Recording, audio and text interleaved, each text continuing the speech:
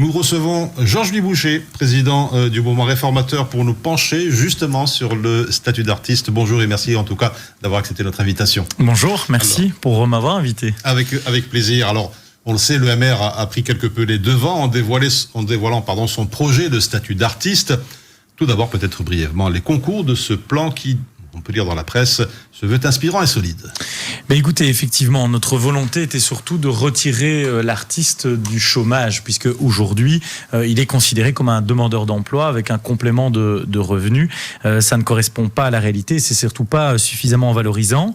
Donc ça, c'était le premier élément. Le deuxième élément, on voulait aussi que ce statut soit plus facilement accessible, mais que quand on l'obtient, alors il puisse être plus juste par rapport à d'autres statuts, parce que aujourd'hui, il est très compliqué à atteindre et parfois considéré comme un peu trop facile à conserver dans certains cas. Donc on a voulu remettre un principe de justice, d'équité, mais surtout de permettre aux artistes de pouvoir envisager du long terme. C'est-à-dire qu'aujourd'hui, on calcule le nombre de prestations chaque année. Notre volonté, c'est que lorsque vous avez acquis le statut d'artiste, c'est-à-dire vous avez dû prester 260 jours en 24 mois au lieu de 312 en 21, eh bien, vous puissiez garder ce statut d'artiste pendant 3 ans. Et au terme des 3 ans, on évalue si vous avez bien eu 156 prestations par an, mais ça veut dire qu'il y a des années où vous aurez peut-être 0 prestation, parce que le travail artistique demande de pouvoir aussi avoir du temps pour la création, d'avoir du temps pour la réflexion. On voulait valoriser également cette période. 2 éléments techniques très rapides.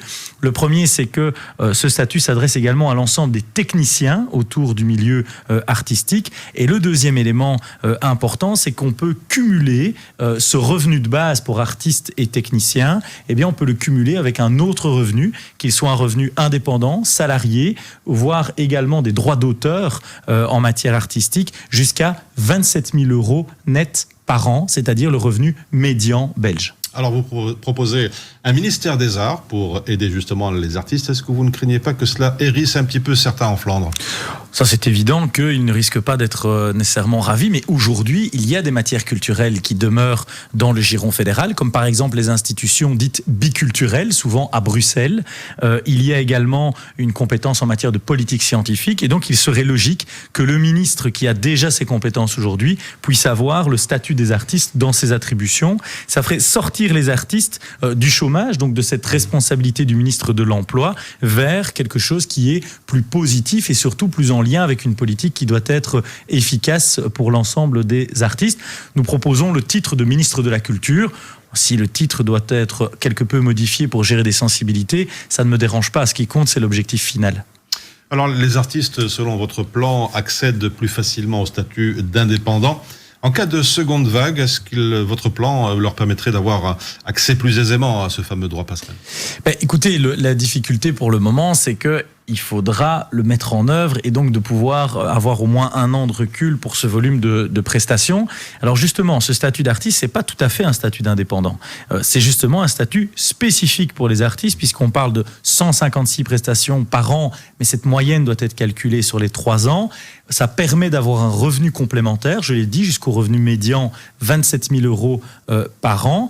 Et en fait, au-delà de cette 27 000 €, vous avez ce qu'on appelle une dégressivité de ce revenu de base, et cette dégressivité va jusqu'à 45 000 €, parce qu'à partir de 45 000 €, alors les artistes ont peut-être plus intérêt à devenir indépendants. Mais pour la question que vous posez, il est évident que si la période se poursuit, et vraisemblablement on va encore avoir plusieurs mois de difficultés pour des secteurs comme la culture, l'horeca et le milieu artistique, il est évident que des interventions spécifiques devront avoir lieu, et nous y veillerons dans le cadre de l'accord de gouvernement. Mais la Fédération Wallonie-Bruxelles aussi doit pouvoir intervenir. On le sait, cette répartition n'est pas toujours simple, mais on ne peut pas laisser les artistes sans moyens de subsistance encore pendant plusieurs mois. Alors rapidement, juste avant une question de l'un des invités de Françoise Royer, le prochain CNS est prévu lundi. Quelles mesures devraient être prises selon vous pour relancer le monde du spectacle et de faire revenir le public tout en respectant les règles sanitaires ? Écoutez, on a déjà été dans la direction de pouvoir, avec un protocole qu'on a considéré être applicable pour le football, mais qui en fait est applicable partout, de travailler par tranche de 400 personnes selon les tailles de salles, et donc moyennant l'autorisation du bourgmestre de pouvoir agrandir les salles. C'est un premier aspect. Un deuxième aspect doit être également, et ça nous avions fait des propositions déjà en mai, de pouvoir permettre aux artistes de la Fédération Wallonie-Bruxelles d'avoir des prestations qui soient captées, filmées ou enregistrées d'un point de vue audio, et qu'elle puisse être plus diffusée sur les médias francophones. La RTBF a fait un geste. Je pense qu'il faut encore aller plus loin. Il y a des possibilités d'aller plus loin en la matière. Mais pour le reste, nous serons toujours contraints par des questions sanitaires. Et donc, le CNS, il ne faut pas s'attendre à grand-chose sur le plan de ce secteur. Juste un dernier mot, puisqu'on n'est pas tout à fait dans le secteur artistique, mais on est dans celui de l'ORECA et du loisir. Quand on parle aussi des boîtes de nuit, de toute une série de lieux de fête, j'entends souvent des exploitants nous dire « vous ne nous donnez pas de perspective ». Mais en réalité, il faut être tout à fait de bon compte. C'est que la réponse que l'on donne ne satisfait pas.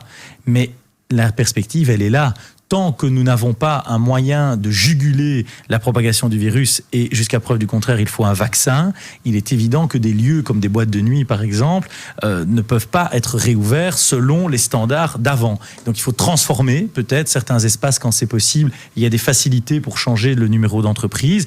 Et en ce qui concerne les activités artistiques, il faudra travailler avec des jauges de salles qui sont bien inférieures à ce qu'on connaît d'habitude. Alors, comme promis, une question de l'un des invités de Françoise Royer dans quelques instants avec nous, Rick de Stack de Centre culturel Les Riches. Claire, bonjour. Bonjour. Avez-vous une question pour le patron du MR? En fait, je trouve d'abord très opportun de mettre à plat l'idée du statut d'artiste, parce qu'un artiste, c'est quelqu'un qui est extrêmement différent d'un genre à l'autre, que ce soit un danseur, que ce soit un artiste de cirque, un comédien. Donc de remettre ça à plat, c'est vraiment important. Je pense que dans tout ce que vous avez dit, en effet, il y a des choses qui doivent bouger, on le sent. Moi, je prendrais aussi la question dans l'autre sens, c'est-à-dire qu'est-ce que l'offre est suffisante? C'est-à-dire que je vais prendre une ville comme Wavre, par exemple, qui est l'ancienne ville de Charles Michel. Elle n'a pas de théâtre, elle n'a pas de centre culturel. Oui, il habite toujours là, je veux dire, mais il était bourgmestre et Premier ministre à l'époque. Et je veux dire, mais il n'y a pas de théâtre, il n'y a pas de centre culturel. Il y a des villes comme la Hulpe aussi, tiens, où c'est un bourgmestre et maire. Est-ce qu'on n'a pas aussi besoin que ces villes-là changent et proposent quelque chose? C'est-à-dire que les habitants de Wavre puissent aller au théâtre, et donc forcément que l'offre culturelle va remonter, parce que on a l'impression que c'est les vases communicants. On peut pas uniquement changer le statut de l'artiste sans que l'offre soit répartie sur l'ensemble du territoire. Effectivement, maintenant la difficulté aussi de construire toute une série d'infrastructures dans différentes communes. Vous parlez de centres culturels, de salles de théâtre, de piscines. Ce sont souvent des charges importantes sur les communes. Donc je pense que la réflexion que vous faites est assez juste, mais elle doit être prise dans un point de vue qui est supracommunal. Et donc, chaque commune ne pourra pas avoir son centre culturel ou sa salle de spectacle. Mais par contre, il est peut-être intéressant, par zone géographique déterminée, par un certain nombre d'habitants, d'avoir plus de collaboration entre les communes pour ne pas avoir des zones trop importantes sans espace au niveau culturel. C'est un premier aspect. Le deuxième aspect qui est aussi important, c'est qu'aujourd'hui, on a des difficultés en ce qui concerne le statut de l'artiste avec essentiellement les partis flamands.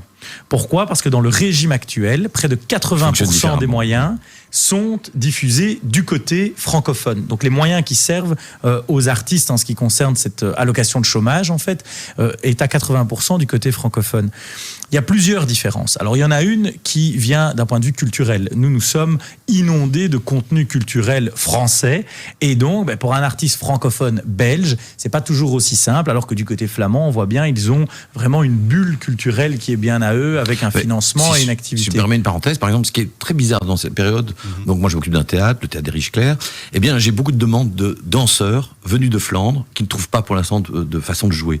J'ai l'impression que ça va un peu mieux du côté de théâtre, mais les danseurs en Flandre n'arrivent pas à émerger, et moi j'ai des dossiers de danse. C'est assez étrange, en effet. Oui, en sachant qu'ils ont aussi... Encore une petite minute, comme ça on laissera la parole à Françoise Royer et ses invités. Oui. On a un peu débordé sur son timing, désolé Françoise. Mais c'est passionnant. Pour conclure. Mais donc je conclue rapidement. Un deuxième élément, et c'est ce que vous indiquez, en fait une des grandes différences en Flandre, c'est que nous, du côté francophone, on s'est focalisé à subsidier des lieux, des espaces. Moi je viens de Mons, il y a un espace qui s'appelait le Manège, qui est devenu Mars.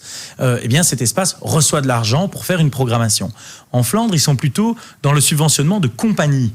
C'est-à-dire que c'est la création culturelle en tant que telle qui est soutenue, quel que soit le lieu où elle se déroule. Je pense qu'on doit changer notre approche en la matière et ne plus nécessairement être attaché au bâtiment, parce que je crois qu'il est important d'amener la culture aussi auprès des gens qui ne la consomment pas d'habitude. Et donc pour ça, il faut faire beaucoup de hors des murs. Donc parfois rester dans les murs, c'est un problème. Et la ville de Bruxelles, par exemple, pendant l'été, a proposé Hello Summer, et donc l'échelle de la culture Delphine Houbat a permis de diversifier l'offre, et on a eu très peu de propositions flamandes, parce qu'en fait les compagnies avaient suffisamment d'argent, ne devaient pas jouer, et c'est vrai que c'est les francophones qui ont joué, mais l'offre était ouverte à tout le monde.